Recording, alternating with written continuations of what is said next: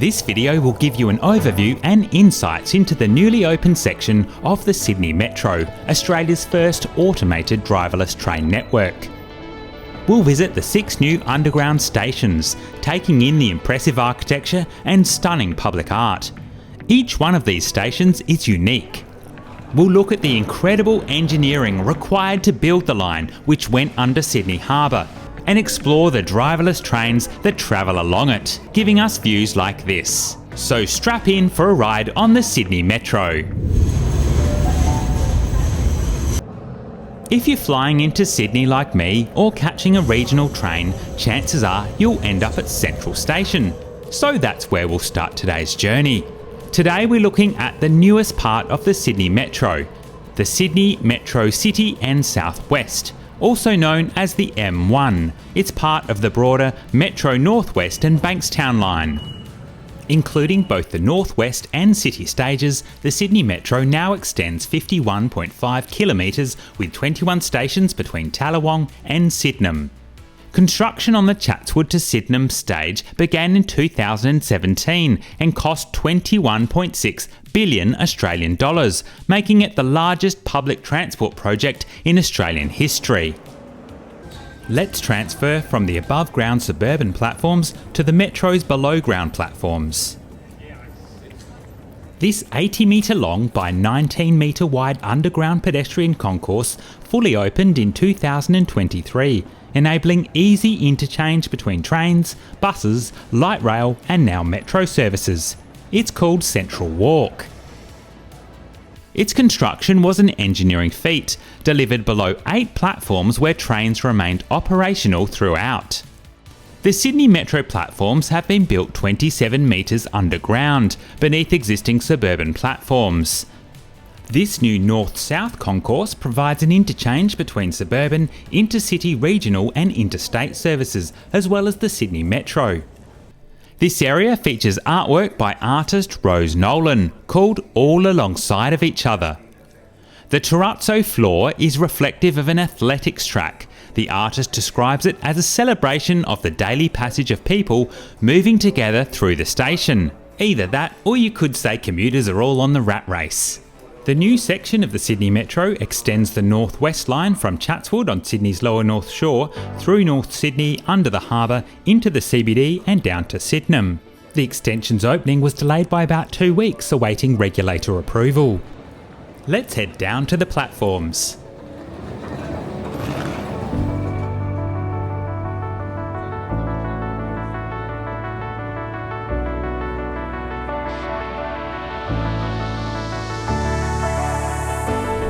Welcome to the Metro platforms at Central Station, and the first thing I have to say is wow, it's very impressive. The sheer scale of it, the modernity, if that's the right word, it's really impressive. Central Station is now home to the longest escalator in the southern hemisphere. It's 45 metres long. There are 3 sets of these very long escalators, 9 in total. It was quite an operation to get them into place. Have a quick look around the station. Train to Tallawong is going to enter platform number 26. But we're going to take the southbound service from platform 27. Sydney Metro is Australia's first fully accessible driverless train network. And as there's no driver, arguably the second best view on the train is right here at the back. We'll head straight to Sydenham and then stop in Waterloo on the northbound journey. The next stop is Sydenham. This service terminates here. All customers... These trains are made by Alstom and are part of their Metropolis family of trains. There are 45 sets which were built in 2 batches. Each carriage has 3 sets of doors for faster boarding and alighting. Seats run along the sides of the train. This is known as longitudinal seating and maximises capacity. As you'd expect, these trains are not as high as Sydney's double-decker fleet. And obviously hold on to the roof, which is unusual. I'm not that tall. For reference, I'm about 175 centimetres or 5'9". It's before 9 AM on a Saturday, which is probably why this service is not that busy. The vast majority of the route is underground, but we do emerge just before Sydenham. This train is made up of 6 cars, but these trains can be extended to 8 cars. There's space at each platform, they just need to add additional platform doors. Each 6-car set can seat 378 people, but in total it can fit almost 3 times that, with a capacity of 1,100 people. I do like the colour scheme.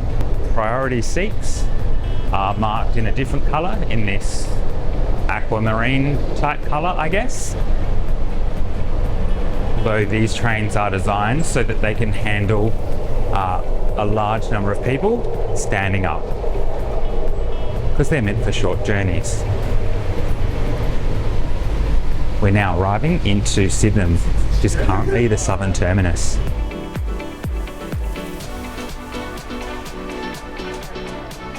Services will typically run every 4 minutes in the peak, 5 minutes during the interpeak, and every 10 minutes off-peak and on weekends.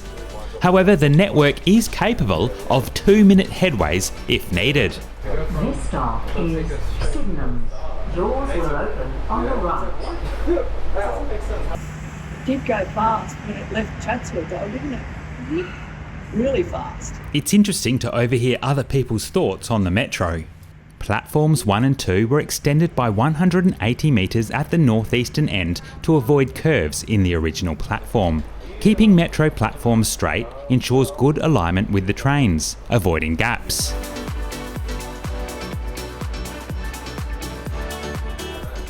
A white light means the doors are fully closed, flashing red means opening or closing, and green means fully open. Because the trains are driverless, they can turn around incredibly quickly here in Sydenham, as there's no driver who needs to change ends. This service turned around in just 30 seconds.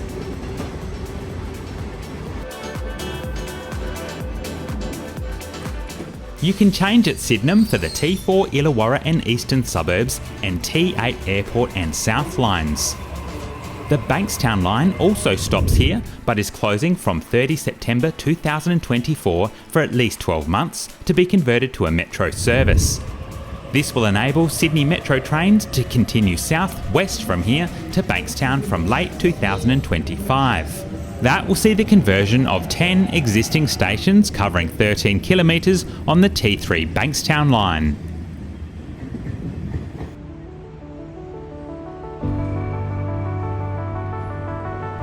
It's time to head north to check out all the new stations. We'll go as far as Chatswood, but the metro does continue via Epping to Tallawong. Today, the metro is operating with a 5-minute frequency. It's designed as a turn up and go service, no need to worry about timetables. A station first opened here in 1884, but was called Marrickville Station then, being renamed Sydenham in 1895 and expanded over several decades. Platforms 1 and 2 had to be upgraded and converted for use by the Sydney Metro. This included installation of platform screen doors. The doors increase safety and allow trains to arrive and depart more quickly than otherwise possible.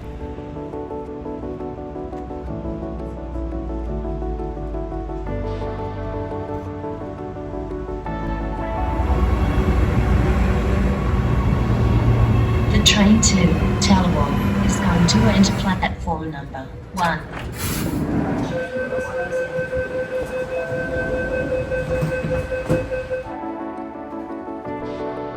To Tallawong. The next stop is Waterloo.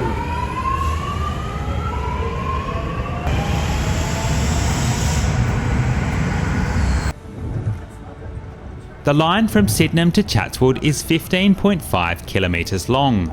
These trains can complete the journey in just 20 minutes. That's pretty much half the time it would take to use the heavy rail network to make the same journey. The passenger information displays provide real-time updates and electronic maps. There's definitely a most popular part of the train. Located just south of Redfern, Waterloo Station was the first station to be completed on the new city section of the Sydney Metro. Welcome to Waterloo. We're about 25 metres beneath the surface on a large island platform.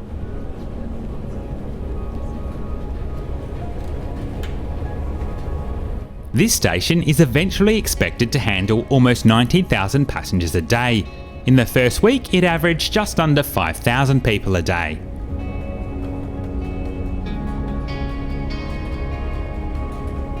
Waterloo features this atrium which has a skylight, so there's a bit of natural light here. The station's most distinctive feature is this artwork. It's a 9.7 metre high mural of Aboriginal dancer Roscoe. Up to 700 new homes will be built here as part of an integrated station development called Waterloo Metro Quarter. There's a smoking ceremony and welcome to country here as part of the official opening celebrations. This lenticular wall says Footprints on Gadigal Station, which is the name of the artwork in this station.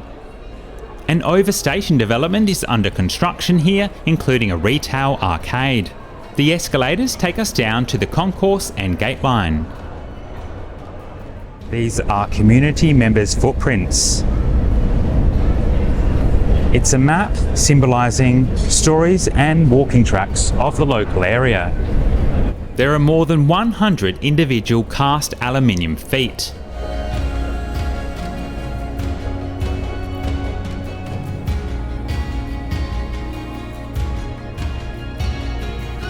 This is definitely my favourite artwork. It's made using a perforated mesh panel.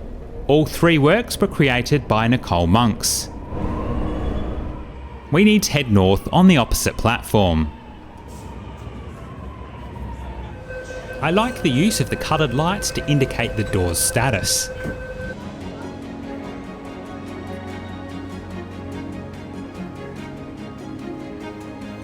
We're back at Central.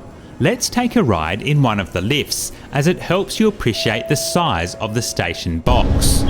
All the platforms are fully accessible, and here we have two lifts to take passengers up to the concourse level.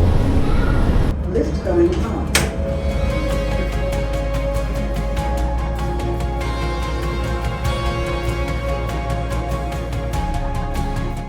Here's what it looked like during construction. Let's jump back on the metro. As per modern metros, you can walk through the entire length of the train. It's got open gangways. Of course, one of the best parts of a driverless train is getting to look out the front window. On average, the tunnels in the Sydney Metro are 35 metres below the surface, equivalent to a 9-storey building. The curves avoid the basements of the many high-rises in this area.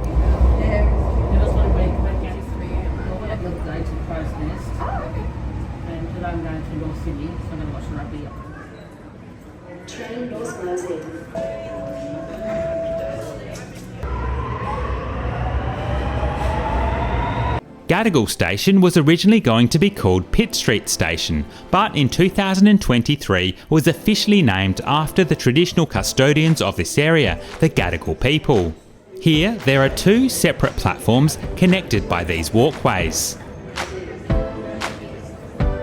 There are two separate entrances to the station. We'll head up the southern one. The scale of the station with these high ceilings is something to behold.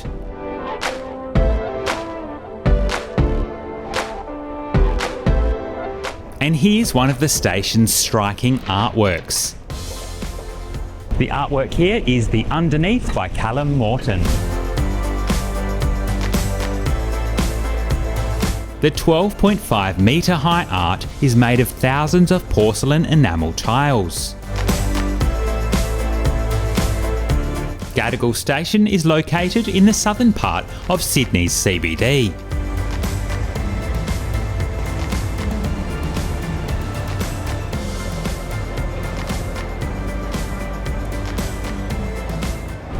As with most stations, there are two entrances. This is the Park Street entrance.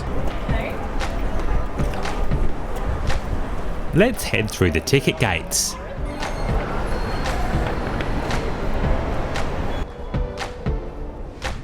This is the companion piece of art by Callum Morton. The two mirror image artworks are intended to suggest two ends of a connected tunnel, snaking into the distance beyond and beneath the station's entrances.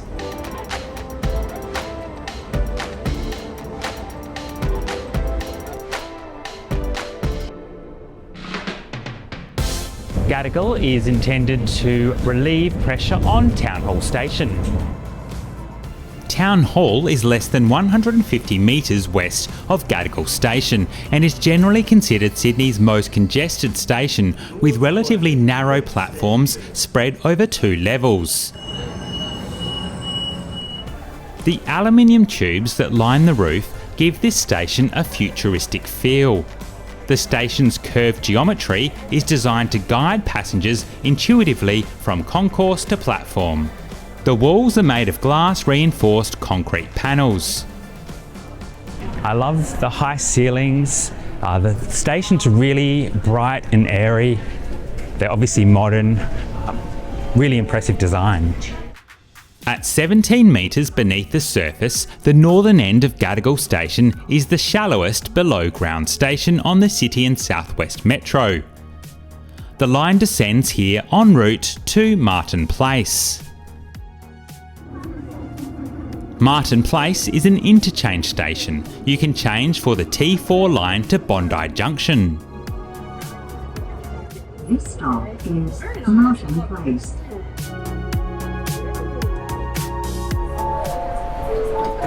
Train doors opening. Train doors closing.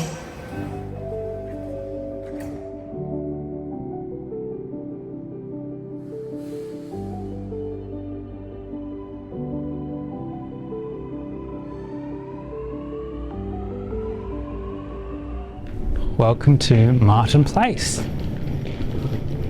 This particular section was filmed about 11 p.m. the night before. At the moment, I think I'm the only person here. It's great to see toilets available at train stations, or railway stations if you prefer, metro stations even. The station is really bright. I mean, it's hard not to be impressed. Okay, let's head to the T4 Illawarra line. There are plenty of passenger information displays in the station. The station's incredibly modern, as you'd expect. Yes, there were delays in opening it, but I don't think anyone could say it wasn't worth the wait. And this is the T4 Eastern Suburbs and Illawarra line. It certainly feels like going back in time a bit when you compare the platform. It's quite dark and I guess a bit retro, a bit 70s. Here we see a blended design, transitioning from the red of the 1970s heavy rail station gradually to the more modern colour scheme of the metro station. As someone said to me, I feel like I'm in the future. The metro currently has a longer than usual dwell time, but over time that'll be reduced to 30 seconds, further reducing travel times.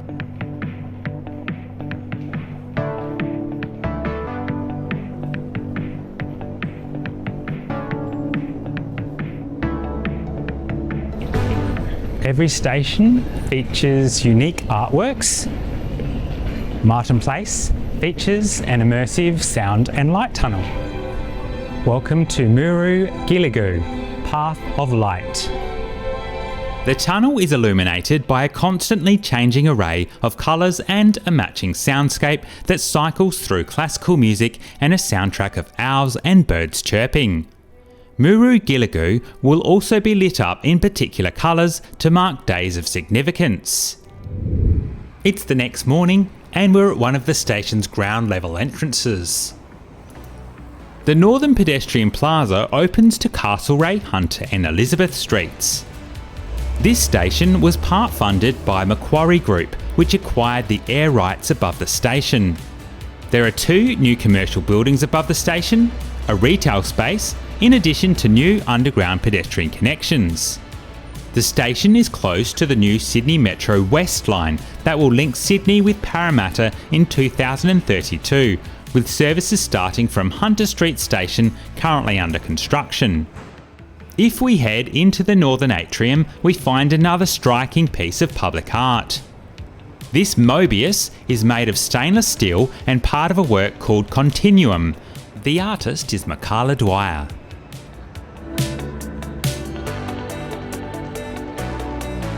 Some have described this as an inverted cathedral. It's impressive and elegantly designed.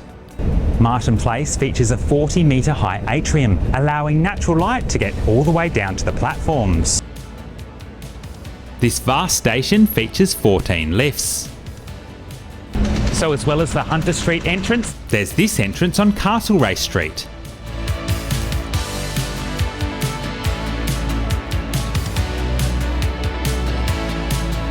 And here's the same view by night.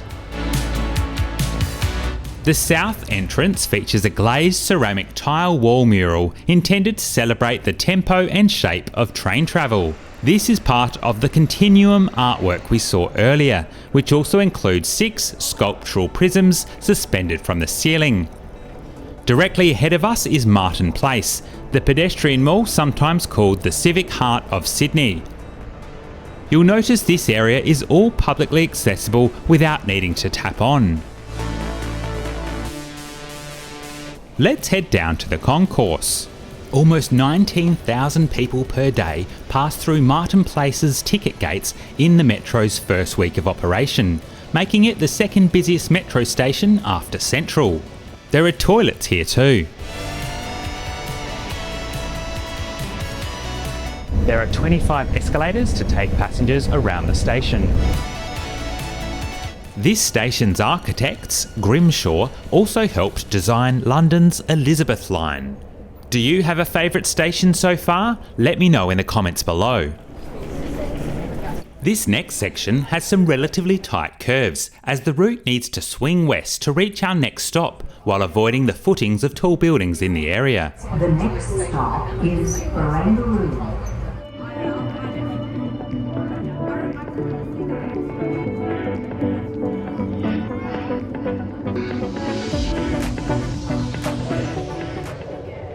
Barangaroo will be our last stop on the southern side of the harbour.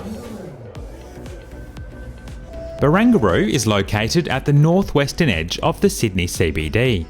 This is when the second tunnel boring machine reached Barangaroo after digging under the city from Marrickville. Building Barangaroo Station was a complex engineering task, with the station box just metres from Sydney Harbour. It's a more modestly sized station than those we visited earlier. However, still spectacular. The train to Chatswood is going to enter platform number 2.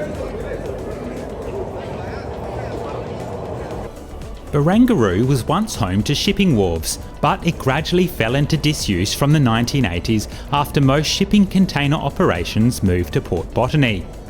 It has since been redeveloped into a commercial and mixed-use precinct, beginning in the 2010s. There are 7 wall-mounted tree sculptures. Made of copper and steel, the trees reference endemic species of trees found in nearby Barangaroo Reserve. Barangaroo features more than 7,700 sandstone panels. The cladding is a nod to the sandstone found naturally throughout this area. There's currently only one entrance, but a second, more southerly entrance will be built as part of a new development called Central Barangaroo. The second entrance will be behind this wall.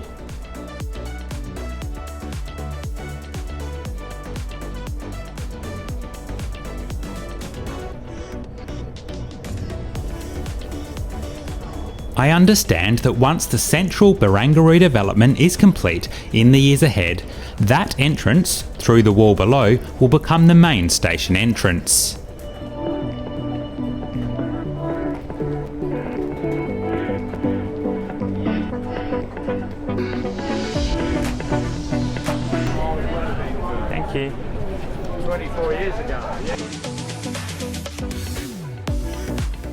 The area surrounding the station has been designed for recreation, with new footpaths, more than 200 trees and plants, 38 new streetlights and new bike parking. Here you can change for a ferry on Sydney Harbour. The ferry wharf is about a 10-minute walk away, but will be closer when the second station entrance opens. The warehouses here are a sign of the region's maritime past. A specialised under-harbour tunnel boring machine took about 4 months to dig the 1 kilometre railway tunnel beneath Sydney Harbour. The machine was then pulled apart and barged back to Barangaroo to dig the second tunnel.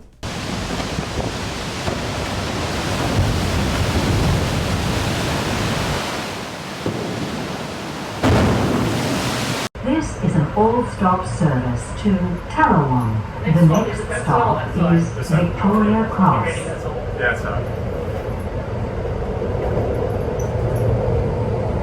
The crossover here provides flexibility if part of the line has to be closed for some reason.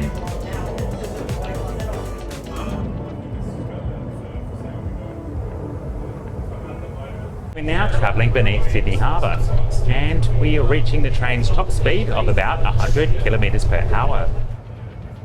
The line is 40 metres below sea level at the deepest point. The Sydney Metro has the ability to move more people across Sydney Harbour in the busiest hour of the peak than the Sydney Harbour Bridge and the Sydney Harbour Tunnel combined. In just 3 minutes we've gone under the harbour and are arriving at Victoria Cross Station in North Sydney. Level access between platforms and trains is great for people in wheelchairs, scooters, walking frames or with prams and strollers. At 31 metres below ground, this is the deepest station on the line. This station is intended to relieve pressure on the nearby North Sydney Station, particularly in peak hour. The two stations are about 600 metres apart as the crow flies. Obviously this satellite imagery was taken during construction. We're headed to the main exit, located to the south of the station, but there's also a northern entrance, which emerges on McLaren Street. The northern end of the station is particularly deep, being located under a hill. The depth of 40 plus metres made escalators impractical, so instead there are 4 lifts. It's the first lift-only entrance to a railway station in Australia. This is Australia's largest railway cavern. The cavern is 300 metres long, 25 metres wide and 16 metres high. Let's head up to the ticket hall. The Sydney Metro is operated by a company called Metro Train Sydney, or MTS. It's a joint venture between Hong Kong-based MTR Corporation, John Holland Group and UGL Rail. The major shareholder, MTR, runs the Hong Kong Metro, or Mass Transit Railway, and the Elizabeth Line in London. This station features 19 escalators, 14 lifts and 22 opal gates. The 3 escalators on the left lead to an arcade to Denison Street. We're taking the Miller Street South exit. Lendlease is building an overstation development here, including a 42-storey office tower. Dining and retail outlets, as well as community spaces, will open along Miller Street in 2025. If we'd taken the other set of escalators, this is what we would have found. A range of retailers in this arcade. There's also a pedestrian laneway above with more food and beverage outlets. This LED screen is an immersive digital artwork called Sundial. It's by artists Indigo Han Lee and Michael Thomas Hill. It shows the passage of time with the position of the sun or moon moving across the 12-metre wide screen. Let's head back down to the concourse. The ceiling is lined with 240 glass reinforced concrete panels. Each panel weighs about 200 kilograms. Victoria Cross is not the name of a suburb, we're in North Sydney, but the name of the intersection of Miller Street with the Pacific Highway. North Sydney Council chose the name in 1939, stating the intersection was a rival to King's Cross, as well as being a nod to the former Queen. This is an all-stop service. It's just 2 minutes to our next stop. Stop is Crow's Nest. Crow's Nest is the last new station on this extension. This stop is Crow's Nest.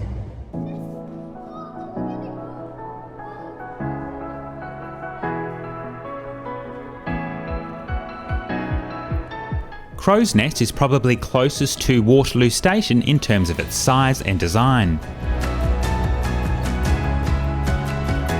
Bricks are a key design element of this station, intended to match the Federation period houses of Crow's Nest.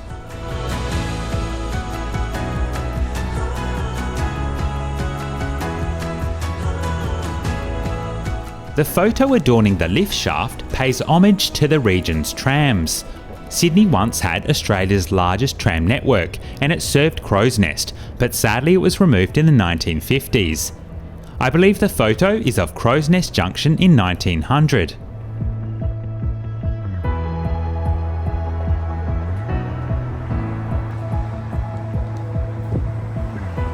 This is the Pacific Highway, which runs up the east coast of Australia all the way to Brisbane.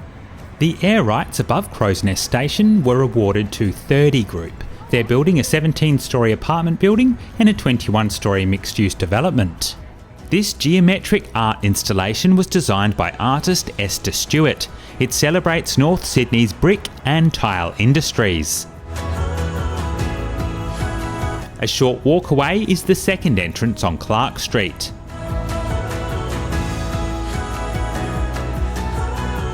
The artwork, ceramic wall relief, continues here. In total, it's a series of 9 tile collage panels. Time to head back down to the platforms.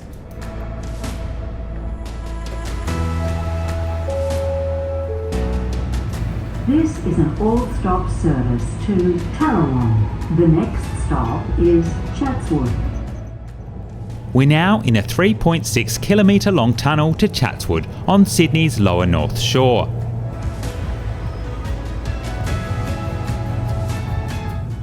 We're now approaching Chatswood Dive, the name for the ramps that lead in and out of the tunnels. This stop is Chatswood. Change for T1 North Shore and Western Line train services. Doors will open on the left. Chatswood Station first opened in 1890 when the North Shore line opened from Hornsby to St Leonards. The two central platforms, 2 and 3, were upgraded to Metro standards with platform screen doors in 2019 for the opening of the Metro North West line from Tallawong. Metro trains used to terminate here from the northwest but now run through to Sydenham and should continue to Bankstown in late 2025.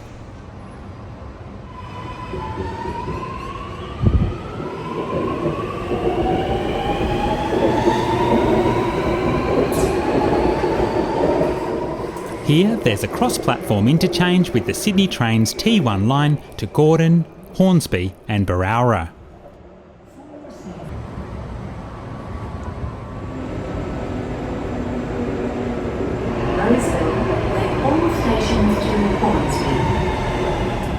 The Concourse is located beneath the platforms.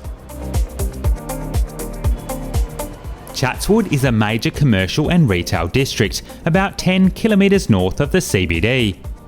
There's a bus interchange and a shopping centre here. Having this new automated high-frequency service into the CBD is a major boon for the area. Platforms 1 and 2 also offer cross-platform interchange, with services from both platforms heading towards the city but via slightly different routes. If we catch the Sydney Trains T1 or T9 service via North Sydney and the Harbour Bridge, it will take 26 minutes, including 9 stops, to reach Central. If we take the new Sydney Metro extension beneath the harbour instead, it will take 14 minutes, with 6 stops. This 12-minute time saving means a lot of passengers are switching from Sydney Trains to the Metro here. Of course, you do miss the views from the Harbour Bridge.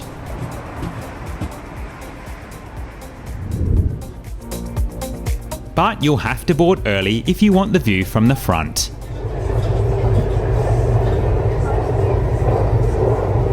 And just like that, we're underground again.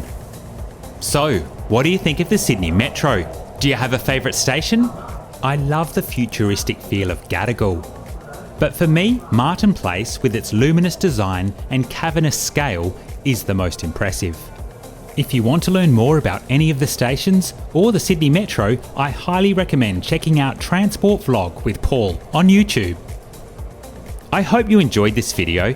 If you're interested in more videos like this, be sure to subscribe to my channel and hit the notification bell so you don't miss them. Hope to see you soon. Just you and me. Summertime, get ready, we are so divine. Water and yellow sand.